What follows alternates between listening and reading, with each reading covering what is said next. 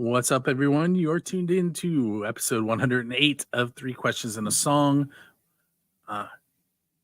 Sean is making faces at me, and you guys can't see him.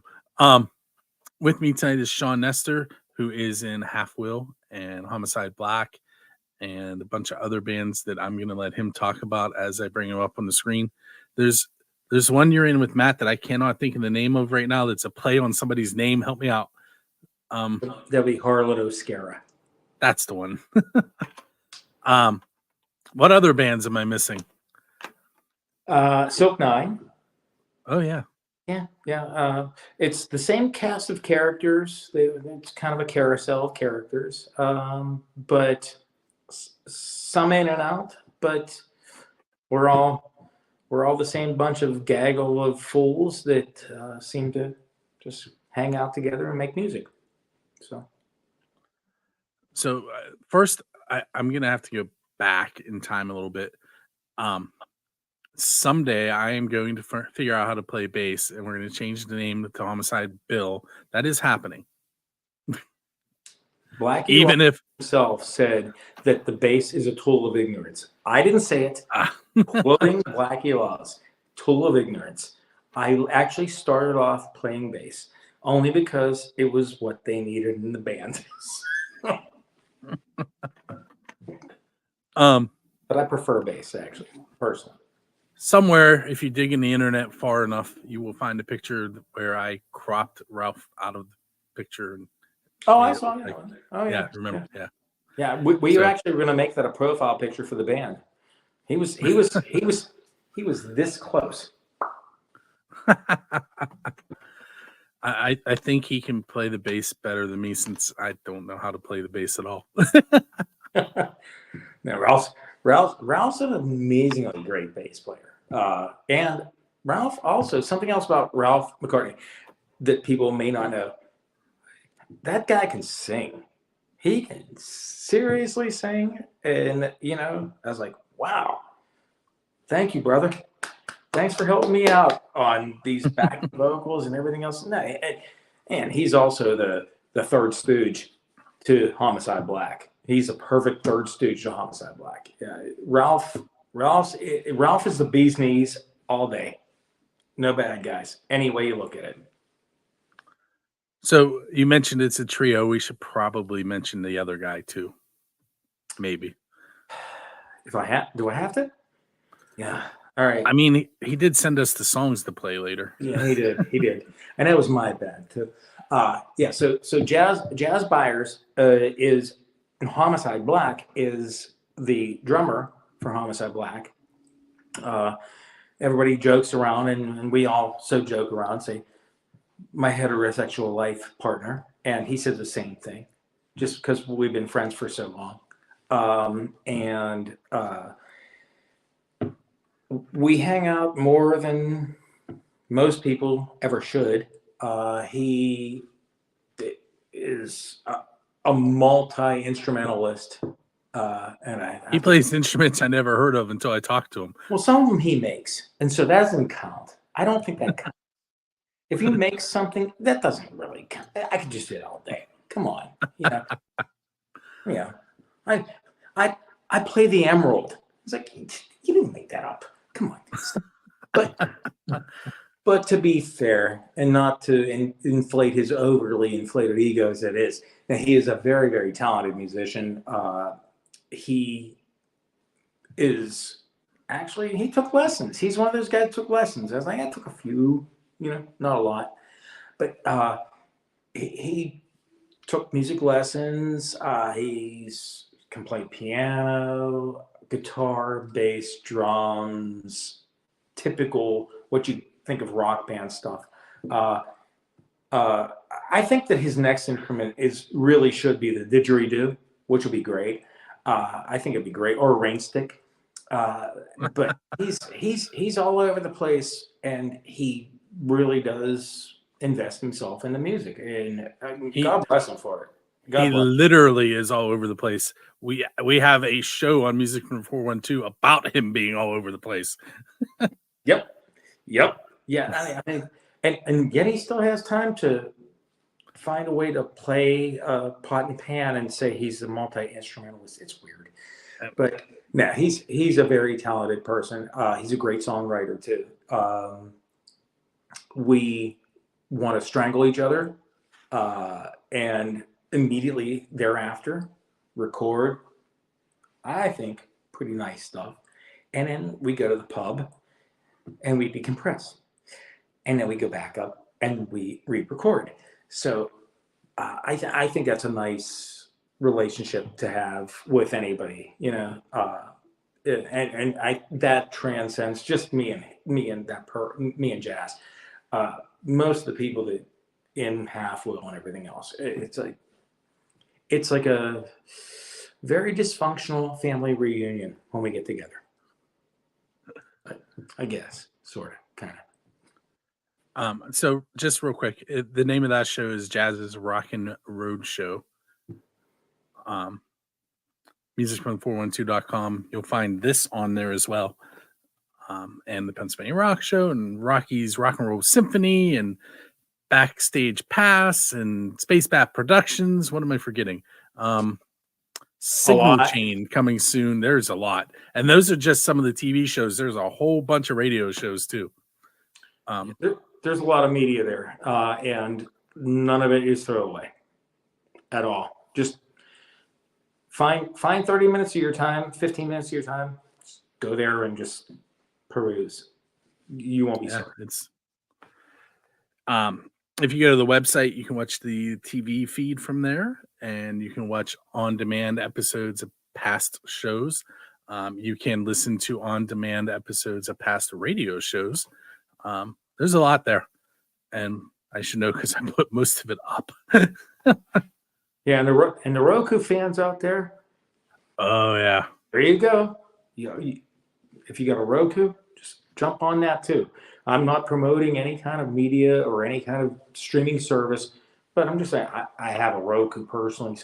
But it's on Roku too. Just saying. Yeah, it's on Fire TV as well. But on the Fire TV, you can only watch the live TV feeds. On the Roku, you have the live TV and the on-demand stuff. And the reason for that is I have not figured out how to code a Fire TV app yet. I figured out the Roku one, though. We got faith in you. Yeah, whoops.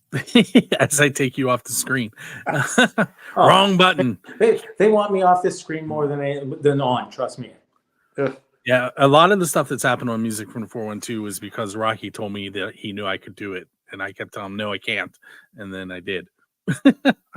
Rocky's a good guy. I mean, his heart, that dude's heart is in the right place, and he has such a passion for local music and Pittsburgh music. And you know what? God bless him all day, every day. That he's so angry when things don't go right.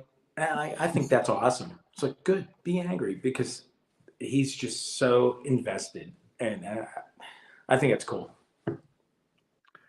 I was actually on the phone with him this morning about something that we were in the process of fixing.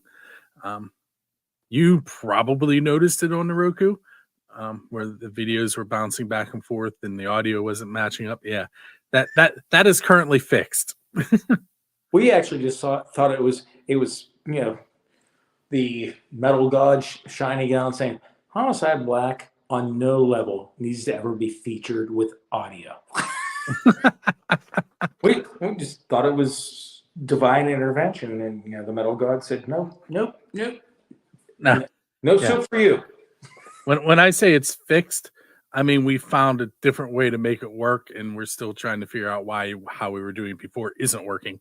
But in the meantime, you can watch it live without all this skipping and audio leaving, and we just can't schedule it like we were before. Circumvention can be fixing.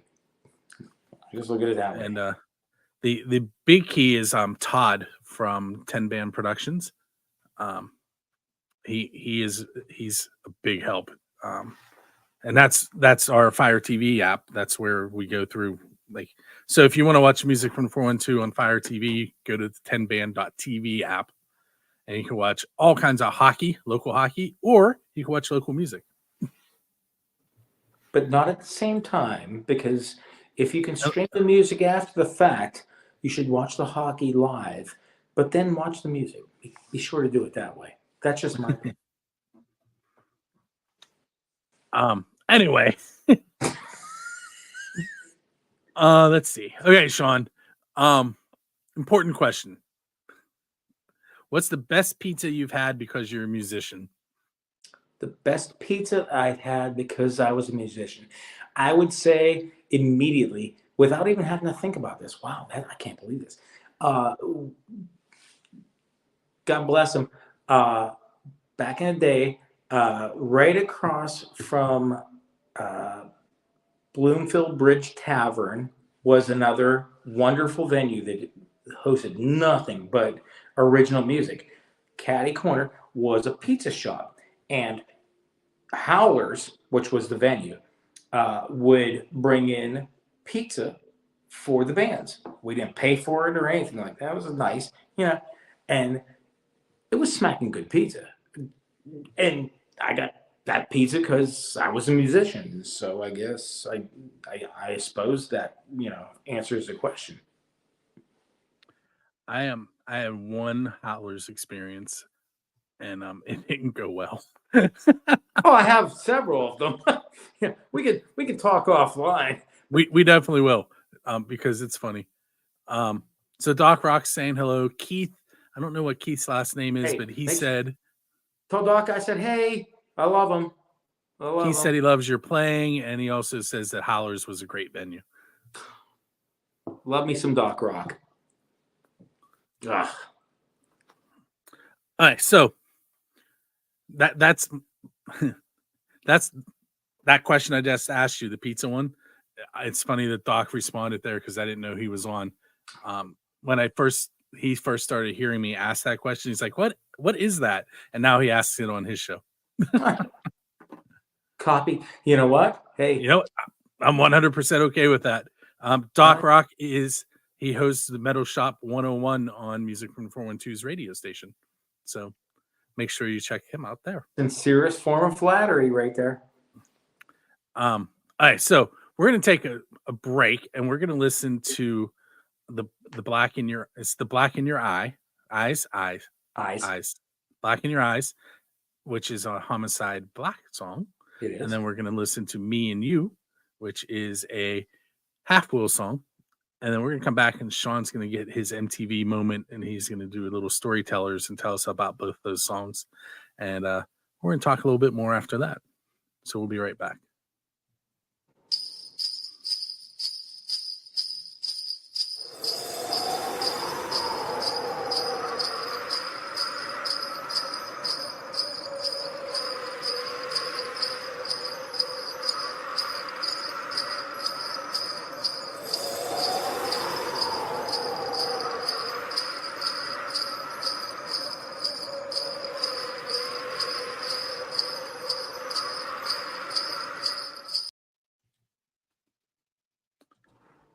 Okay, so we're back, and you just heard The Black in Your Eyes by Homicide Black and Me and You by Half Wheel. So you heard Sean on two different tracks, two different styles. I'm going to let him tell you a little bit about those two songs now.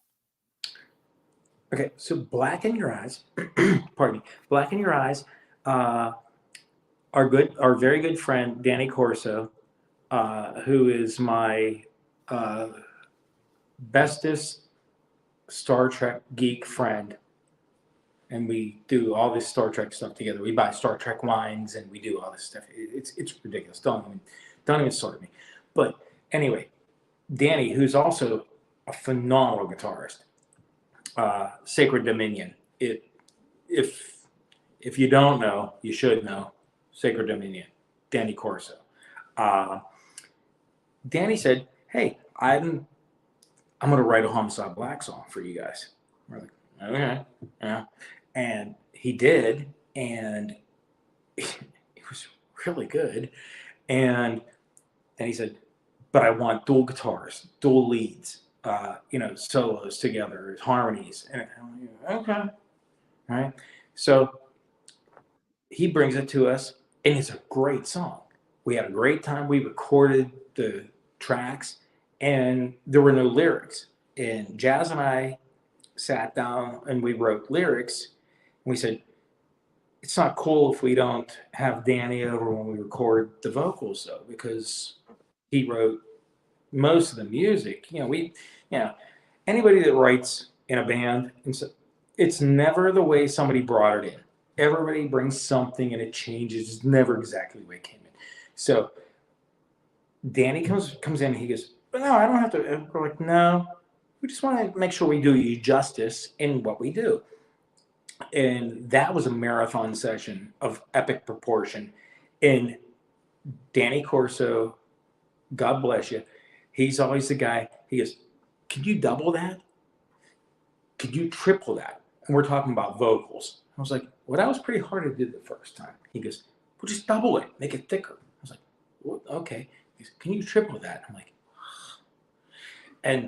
but that was how that song was recorded. Danny actually, because of his presence in the room, pushed me to do things vocally that I would have never attempted, ever. But I would have been embarrassed if I failed in front of him. So the song came out great, I think. Anyway, we love it. And eventually, we really hope to someday get Danny up with us and we'll do it all together and everything. But it's a very Maiden-esque kind of gallop. It's like very standard metal, but so cool. And with nice breakdown, too. And it's like Danny actually plays most of the acoustics on the breakdown, by the way. Like full transparency on this one, too. Beautiful. I love that song. I think it's very overlooked in our quote-unquote catalog, if you want to call it that. But it's on the House of Black, correct? It is. And it wasn't from the House of Black. It ended up on the House of Black because we were just recording maniacally to the point where we had so many songs.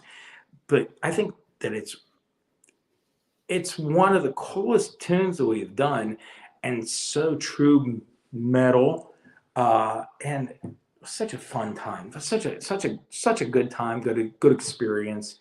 And having Danny around, we're not airing this. This is not on the air, right? Okay. No, and it's not live either. No. Yeah. Aside from that, usually it's a great time to have him around. We love him. That's true. We do. And segueing into Me and You. Me and You is a complete departure, A-B to the other.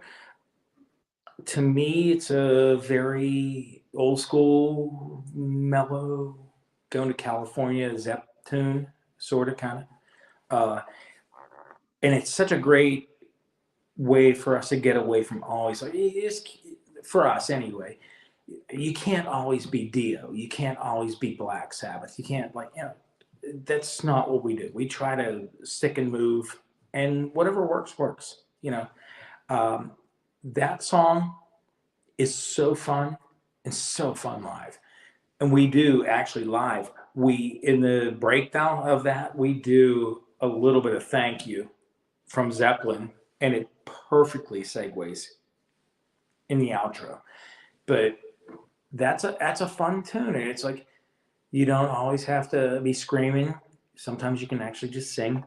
I do none of the so that's okay. I disagree with you. and we can agree to disagree. I look at the stuff we do with Homicide Black is just full bore most of the time, and the half wheel really has allowed a lot of us musically, vocally, to just kind of expand yourself. There's not necessarily a rule. There's not a guideline. So you just do what you do, and if everybody likes it, that's how we go. So the Homicide Black song that hooked me was Church on the Hill, and there's that, and then is it Saint or Sinner? It's Sinner or Saint. Sinner or Saint. I knew I was going to do it backwards. Yeah, you know what? Don't feel bad. Everybody does. And then I'm looking. I pulled up. So I could have a ton of Homicide Black in my playlist on my radio show As you because I should. also, but I have, looks like I have mostly Homicide Black 2 and mostly Homicide Black 2 tracks right now. But I have access to all of it because I do the websites. So it fluctuates. But Where My Demons Lie and Lifeless But Beautiful, I played a lot of those 2 tracks right now. Demons is a really, really fun tune. I came up with a lot of that from a riff perspective. And there wasn't, don't ask me, there wasn't an inspiration. It wasn't, what motivates you? I'm like, I don't know, just started playing. So that's pretty cool. Let's do this. And we literally got that together at a rehearsal with a few modifications here and there. We recorded that at least vocally 2 or 3 times because we were working with different management companies, producers, and whatnot. And it's pretty consistent. It's a fun song. It is actually our only for the music guys out there, drop D song. So I don't use a lot of guitars that have tremolos and locking nuts and all this stuff because I'm too lazy. So I'm just too lazy. So it's like, well, how do you detune? It's like, just like that. We're live. There we go. Move on. So yeah, Demons. It's just a really fun song. I love playing that live. A lot of times we open with it. Lifeless.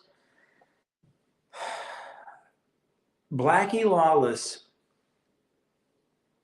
on some recordings that were like kind of bootleg back in the day. When Wasp did Mississippi Queen, at the end of the song, in the quasi outtakes of that song, he goes, that one note is a something B word because it's so insanely high. And he was killing himself. That's an entire song. Because Jazz sits there and he wrote the music to that. And Jazz a lot of times doesn't take into consideration that somebody has to sing over it, especially me. It's just, I'm like, well, yeah, you sang it in your octave. I can't sing that low.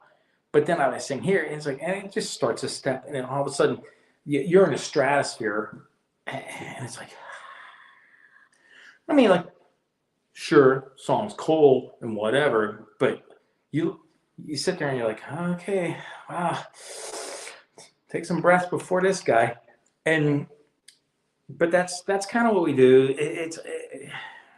I think that every song that we do, even if it's, I don't want to say stupid, but maniacal. Can you sing this? Nobody even asked me that question ever. And trust me, I'm not sitting there saying, oh, because I can sing everything. I don't mean it like that on any level. But it's like, nobody takes that into consideration. Here's a song.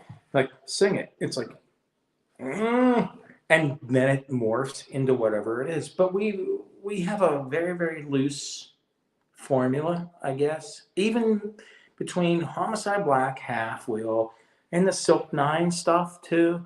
It's like, which is another completely different genre. It's more hard rock. Yeah, I say melodic metal, I guess, sort of, kind of Dawkinish, if you want to call it that. But and again, it's like, it's all fun stuff. We have a great time playing it. Hopefully everybody likes it when they hear it. If they don't, there's something wrong with those people. But no, we do what we do, and it entertains us, and we never really have this focus on here's what people are gonna like. Don't do that. That's just me personally saying that. Hey, Sean, did you sing on Tear Me Down? Silk I Road? did. Well, Okay. uh, On the recording? well, most certainly I did. There are several that we re-recorded that I didn't sing on the first time, but yes, "Tear Me Down" is the only time that song was recorded, so that's me. Okay. Yes. So I was playing that one day, and my wife generally ignores what I'm doing now with unsigned music. Before my kids were born, she was into it just as much as I. But one of us has to. This is gonna sound terrible, but one of us, when I'm doing this, has to make sure everything else is working correctly. Um, so one day I was playing "Tear Me Down," and she stopped and she goes, "Who is this?" And I was like, "It's Silk Nine." Why? She goes, "This is awesome." So there you go. It's a fantastic song. I mean, and it's not me saying because I sang on it. No, it's a fantastic song. It's a fantastic song. It's very singable. It grabs you. It's the B word that ends with ALLS and then a Y. So I didn't say it, but it's You can got get away with that, I think. oh, then fine. It's a ballsy song. All right, and it's a great riff, and the song's cool. And it has a message. It has a great chorus. It's very singable, unless you're me, because it's hard to sing. But You keep saying that. no, you don't understand how hard it is. But all these guys that play guitar that don't sing, actually, just they're not the singer. Oh, they'll write it all day. They'll write it all day because we'll just do. I'm like, a piano has 8 octaves, people. A human being does not. It's not how it works on any level. But yeah, no, that's a great song. A lot of the Silverline songs are fantastic. I mean, they're fun. They're very energetic. They're crowd pleasers. They pump everybody up and everything. And same thing, like the Homicide Black songs.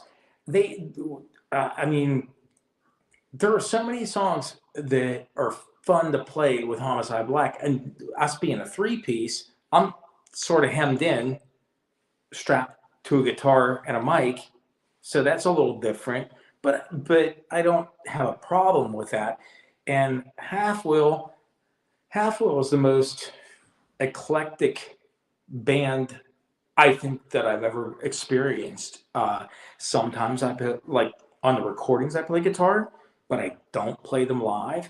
Other times I play live, and I prefer to just sing live with Half Wheel because we're friends with so many people that are so talented who swap in and out. You have Ralph McCartney, the Homicide Black. He plays bass for Half Wheel. So does Paul Raschuti. Paul Raschuti plays in more bands than I can even count on 10 hands. Okay, and he's amazing on every level. Then you have Tony Ramirez that swaps in and out. He's in Half Wheel. He's with Lucky Me. We have had Matt Ferrani play drums. We've had Josh Shank, who is in a band called The Crush up in the Erie area. He's a phenomenal drummer. He's actually recorded with Half Wheel. He's recorded with Homicide Black. He's smoking drummer, right?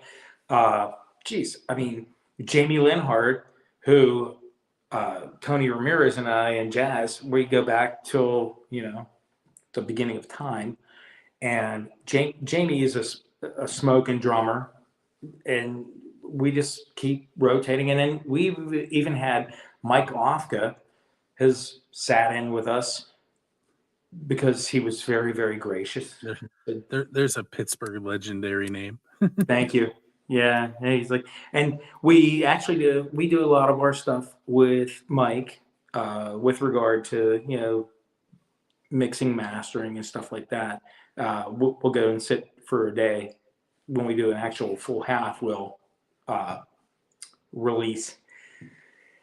And Mike, if anybody's going to help you as a guitarist, Mike. Before we go into Mike Ofka, you used the word eclectic, and I want to play the question that Matt from Neostem had and have you answer it. Then we'll get back to. Okay. Then we'll get back to. Throw them at me. Okay. they're kind of like eclectic. So if I'd ask on Nestor a question, what musician or band got him into music? Because there's a lot going on here, and I want to say, what was the one that lit the rocket underneath you that said, "I want to be a musician"? Now, did you only listen to the Half Wheel stuff, or did you I did not check out the Homicide Black stuff. No, I did not. All right, so Homicide Black sounds like Black Sabbath. I kind of pigeonholed you a little there, but keep listening. Half Wheel stuff is a little more poppier. That's what I was bumping here, the Half Wheel stuff here. So yeah, because that's a lot going on. You have two different styles. So what one was it? What got you? Is it I'm gonna be a musician? What are you doing? I would suggest, if you're going to look it up, go to Homicide Black, Church on a Hill, or Saint or Sinner, I think it's called. Did I do it backwards there? Yeah, did it wrong again. Yeah. All right, let me see what we got. He's not done yet. Church on the Hill is my favorite. He's a hard type. That's what I'm going to go to here.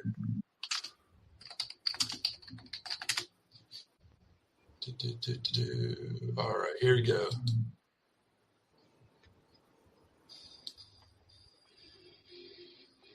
If you're not familiar with them, you can go to rattleclack.com and I can hear the riff. Rattleclack Entertainment's website, owned by Jazz Byers, who's also in Half Wheel and Homicide Black, and he has his own studio and records, and you can find both of those bands there. I'm waiting for. There's one specific thing he's going to say at the end here. It's in another band. I can't remember, but it's with Matt Ferrani because one of his 8,000 bands he's in. Yeah, that's not even it. But that was a great comment. He's in a lot. Something's telling me this guy answered that question. I got a feeling he's going to say Dio is going to be his answer. Maybe. Okay, that's the end of it. So that was a little long. Normally those are like 30 seconds, but we touched on a bunch of stuff there. No, I think that was great, actually, to be honest with you. So I have to answer now, right? Yeah. All right. So musically, don't get angry at me, anybody. Just straight up music. What I, just today, even right now, like the Beatles, man. It's the Beatles. Okay, now what made me want to be in a band? Kiss. End of story. No front, no middle, no. It's it. Kiss. It was like, it was what it was. The magic of Kiss at that point in time. That's why I wanted to be in a band. But my family was, it's hard to believe that my family was very also eclectic and eccentric and all the other E words to mask insanity. But yeah, overall, we were a very musical family, which is kind of odd. I had a grandmother that played organ and my sister played organ, and my mother sang and had a beautiful voice for a smoker, which is ridiculous. But nonetheless, the music of the Beatles is so complex, and I will challenge anybody that ever just comes at me with that. So lovely. But at the same time, I turned around and I'm like, yeah, Kiss is just, So if somebody said, why do you want to actually get on stage and be in a band, in a band on stage? Kiss. Why would I want to play music? Probably the Beatles. So it's kind of a split answer, but in a band on stage, Kiss all day, every day. Hate me, love me, I don't care. Gene Simmons himself talks about the Beatles being why he wanted to do it. Huge influence. If you can watch some really cool stuff online where Kiss, even in the I think it was the Revenge era backstage stuff where they're doing Beatles stuff, just harmonizing together. I'm like, yeah, they understood it. They just chose the direction that was going to make them different money and whatever. But it's amazing. They get it. They totally get it. But yeah, so Yeah, I actually just told this story someone on the last PA Rock show, but I met Gene Simmons, which is a pretty cool experience. And I'll tell you about that when we're off the air too, because if anybody wants to listen to that, that's on episode number 698 of the Pennsylvania Rock Show. It's on buildascene.com right now. You can go listen to it. See how I did that? very good. Okay, so Mike Ofka. I feel like we're gonna have a deep dive into Pittsburgh here, and we're gonna be well over our time, but I want to do this because someday I need to actually talk to Mike on one of my shows. But go ahead, tell us what you were gonna say about him. First of all, like I said, Mike will humble you if you're a guitarist. I don't play a lot of keyboard, so I can't speak to that. But what Mike just has a very, very different style than what I do and whatever. And Mike's also played with Steve Vai. Okay, name drop. Thanks, Mike. But he's the most humble guy on the planet too. I mean, I love Mike, right? So, and we'll go to Mike's studio, and Mike actually is featured on the Desert Half Wheel. Because here's a real quick segue. Half Wheel first 2, 3, I lose count, recordings and releases were all instrumental. They were never meant to be an actual quote unquote band. So the first album was just to be a soundtrack for Jazz's Bike Odyssey.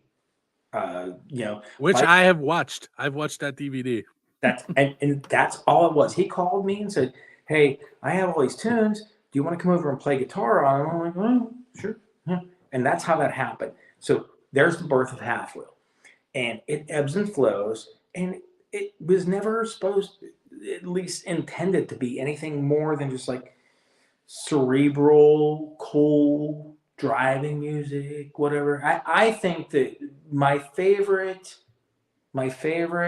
instrumental in the truest vein Half Wheel is Laniakea. I was just gonna ask you how to say that. Well, it took me a while because we all sit there, and when we had to do some of these live instrumentally, of course there's Jamie and we're all sitting there. He goes, "I don't know what this one is." I'm like, "I don't know what it is either. Does it sound like this?" That's how we knew how to do it, because there's no words, there's no keys, there's no prompts and everything. And you're not talking about a Philharmonic here, okay? So, but yeah, it's Laniakea. And so the concept, that is a concept album. Jazz would speak to this way better than I could, but it's basically a journey through the solar system, and you're eventually getting to the sun. That's each one of those songs is a planet, and that's progression.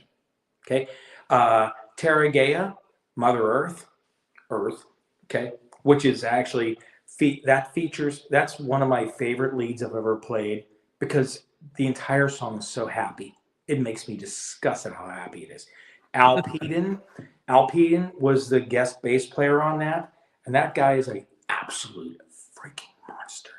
Such a good musician, like professional, trained.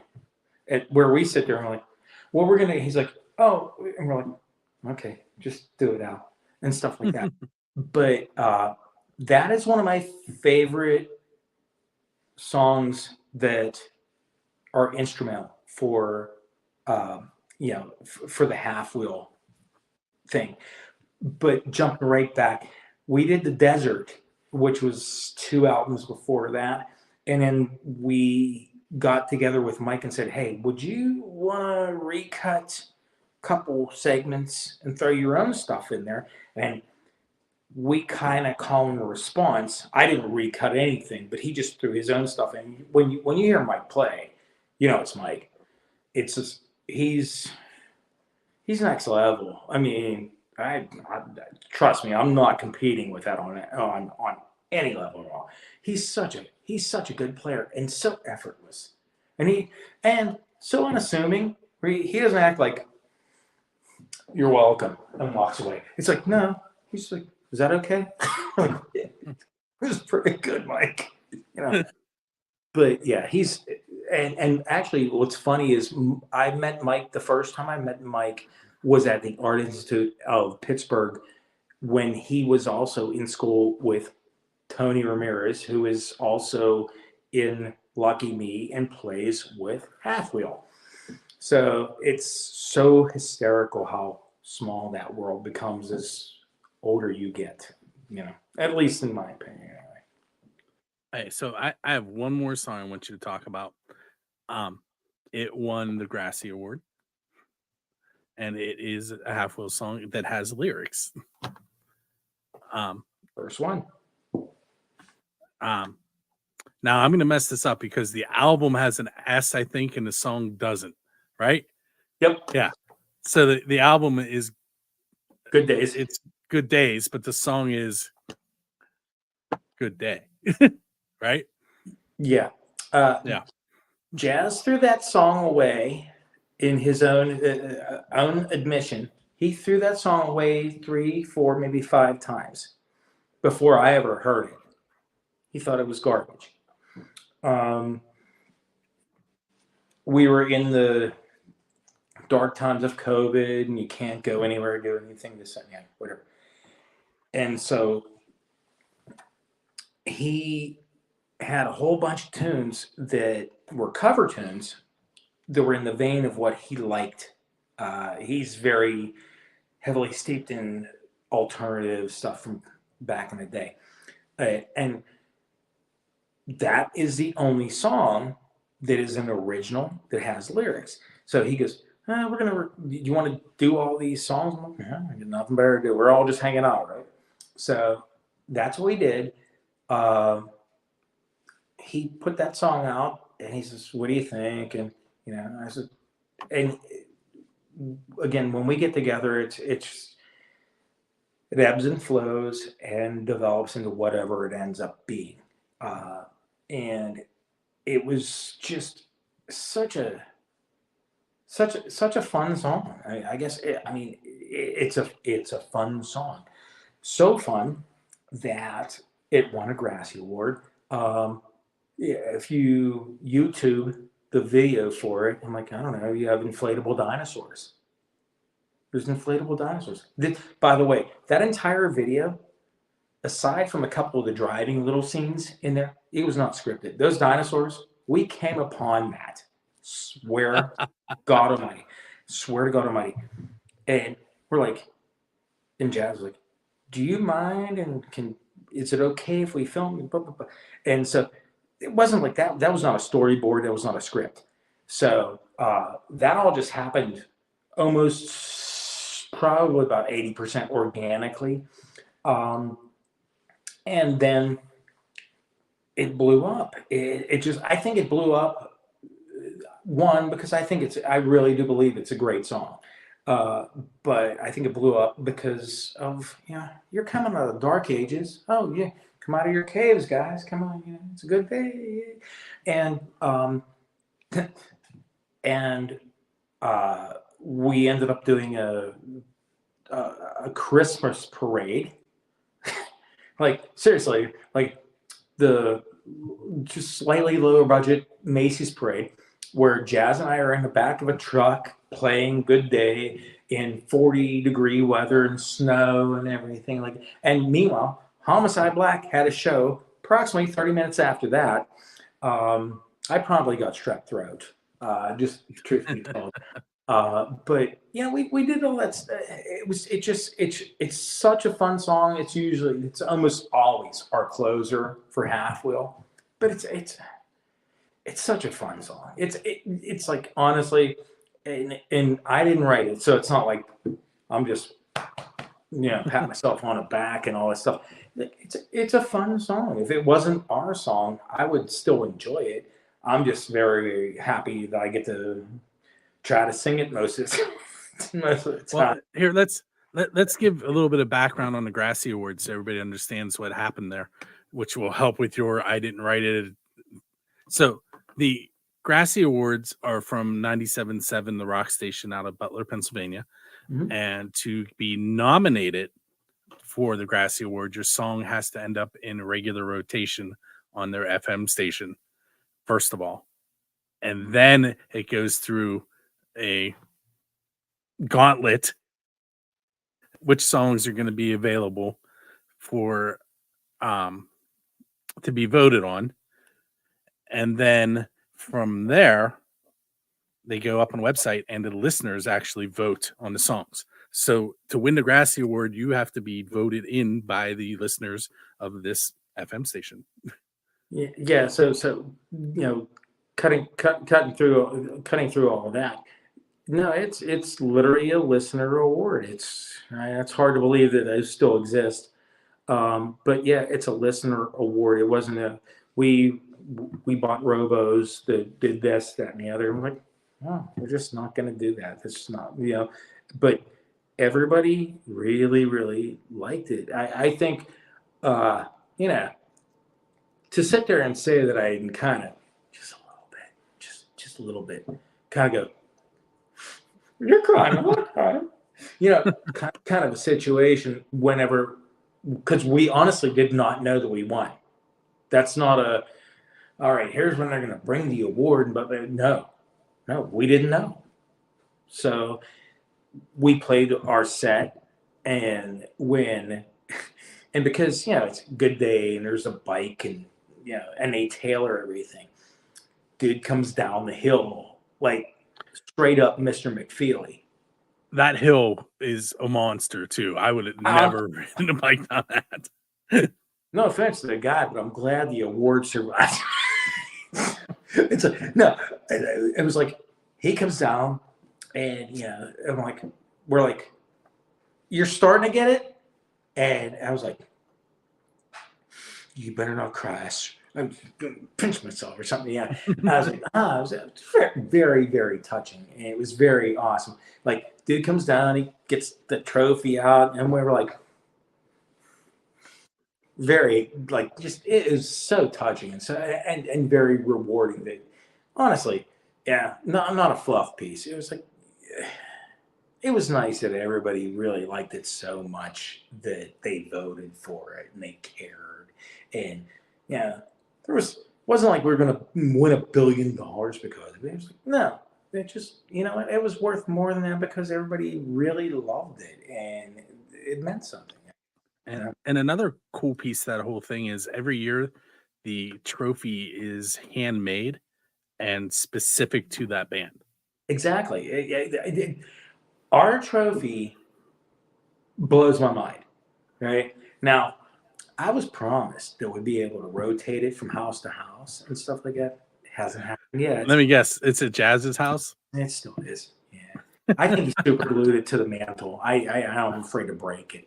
But for the most part, I was like, yes, it's 100% like just custom tailored to the band, the song, everything. I mean, I sat there and I was like, the time and effort that anybody would put into that is amazing. Ours, I'm sure everybody else's is great too. Don't get me wrong. I only have ours to look at, but it's beautiful. It's beautiful. Bicycle, Stratocaster, and everything. Although Jazz would give me the beat down because Jazz is a Les Paul guy. He always tells me, like, because I have a billion guitars, and he's no, we're playing Les Pauls in this band. I'm like, I bought every one of these guitars. I'll play whatever way I want to play. But yeah, I'm like, that's my Strat, so I'm playing that too. But yeah. The fact that they customize everything, and Utah and Bob put so much time and effort into that entire event. It's so enjoyable. Even like when we don't play there, I still go because I think it's a great event. I don't know.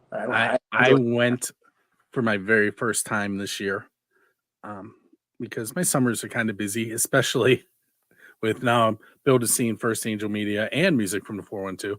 But coincidentally, Music from the 412 is why I went. Music from the 412 was a sponsor. And I got to hang out with Bob Cup for a little while, and then I hung out with Parabellum. But that hillside, uh,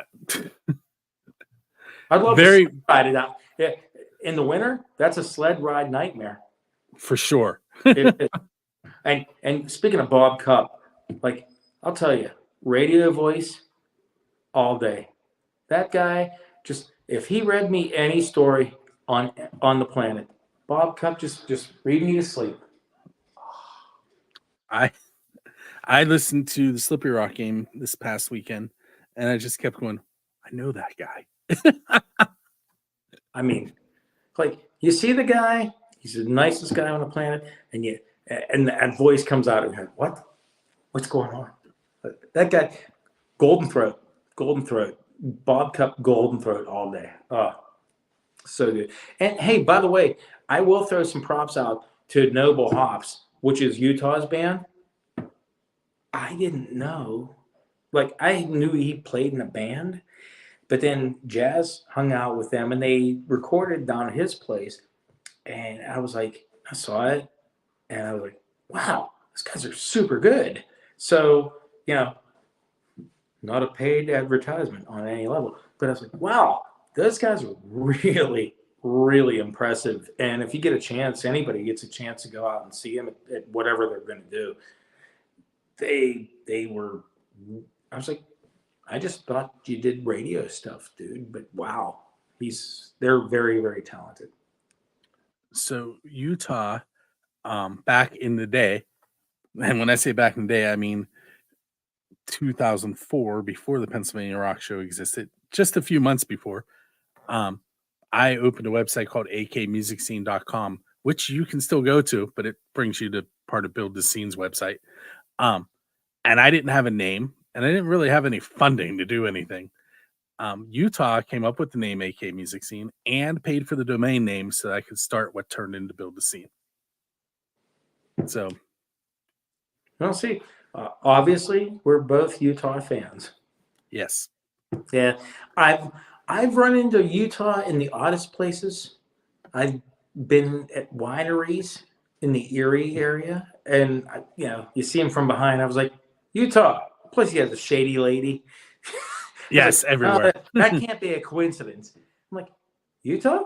He's like, what are you doing up here? I'm like, hey, we just hang out and stuff. But yeah, he's a great guy. I ran into Utah at a show that my son was playing. And it turned out that he was friends with the drummer in the band that my son was in. Hit a family, which was the band is the Mon Valley Junior Stage Band. It is 8th through 12th graders. And once they graduate, they aren't in the band anymore. They're alumni. And Aiden is currently, Aiden has been for the past 2 years. 2 years? Yeah. The first seat trumpet in that band. As an 8th grader, he was the 3rd seat, which is kind of impressive. Wow. Yeah. See, the thing is that with Utah, Utah and Bob, those guys, and they do they are part of that the fostering music. Yes. And we played those shows too. I think it's very, very safe to say that the majority of the shows, whether it's Homicide Black or Half Wheel or whatever we do, most of them are some form of benefit show. Whether they're Rock for Life series stuff with Matt and those folks, or the fostering music, or hey, if you want to, anybody wants to hire Half Wheel for like $30,000, we're not opposed to that. I'm just on record right now saying that, okay? But we also enjoy the performance, enjoy playing, and just hanging out with our friends and our musical family. And most of the time, a lot of these events are just for a way, way better cause than just lying in our pockets, I guess, sort of. Like I said, the Rock for Life stuff, the fostering music. And I'm sure I saw you guys at both of those events this year. Yeah, and I would be remiss if I, said that's it, because I'm sure there are so many more that we do that I don't always remember the name of each event. But it's like, yeah, hey, I think that's a very, very cool thing that, if we play, we have a great time. We always have a great time. If you have a great time because you saw us play, that's super awesome too. At the same time, it's like if this all and the other amazing bands that we get to play with, and I could rattle for an hour and a half with the stupid better bands than us that play these shows, and it just they're not getting paid. They're just they're donating their time and their talents, extraordinarily talented bands, to help these kids out. Most of the time, it's kids. We've done Wounded Warrior Project ones too, and we love those too. But yeah, they tend to anymore, for at least for us, they tend to be more benefit oriented stuff. Yeah. Unless you want to give us $30,000 and we'll totally play your patio. That's fine. I don't want to switch hit there, but I'm just saying. Okay, so I'm going to ask you one more question because my 30-minute show is now at 56 minutes, and we're going to roll with it because there's been a lot of cool stuff. You know what you're getting into. This question should be an easy one, but who knows? What's coming up next for your bands?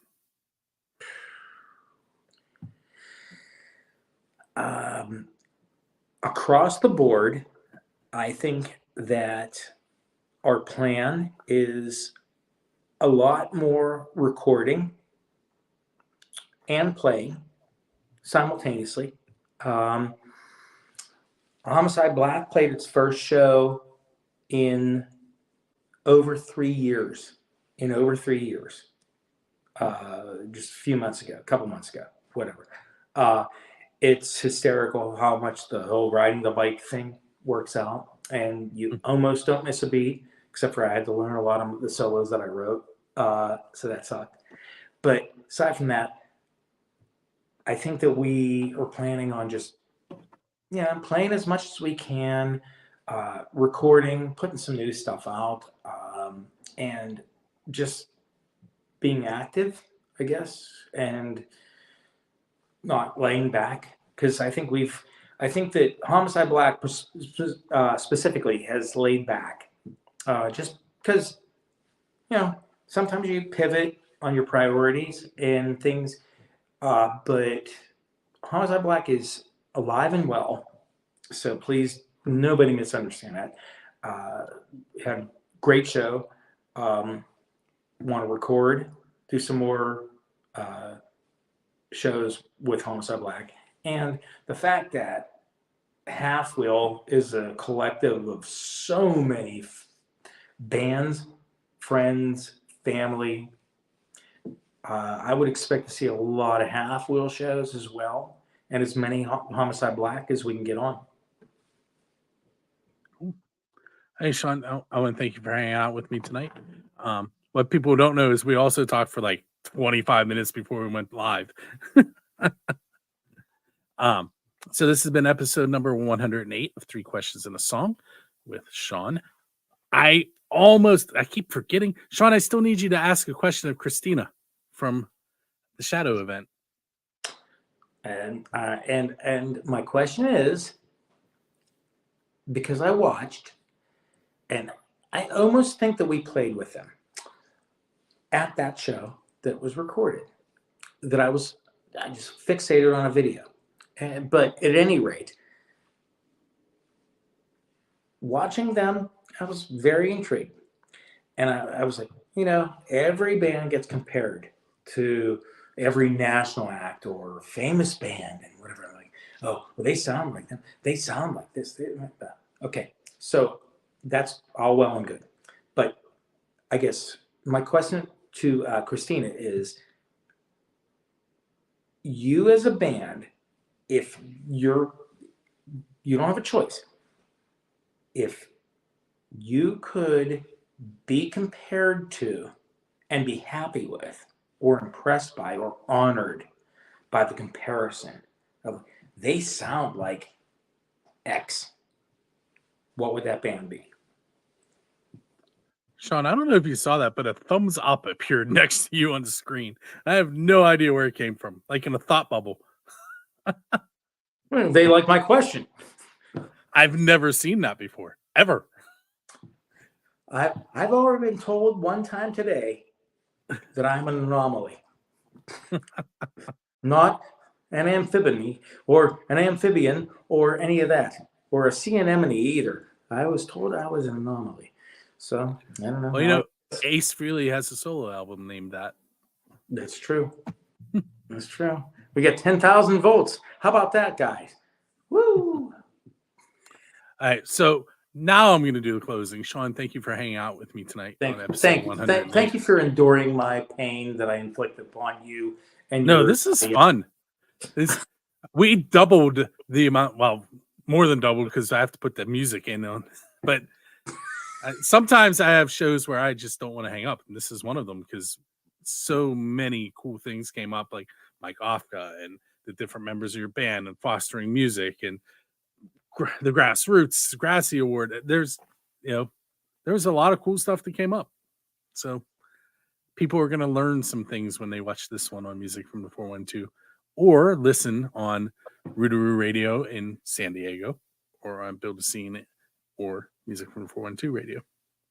So Sean and I are going to have that conversation that we were saying we're going to have off the air. The rest of you should go to buildascene.com or musicfromthe412.com and check out what's going on here in Western Pennsylvania's music scene.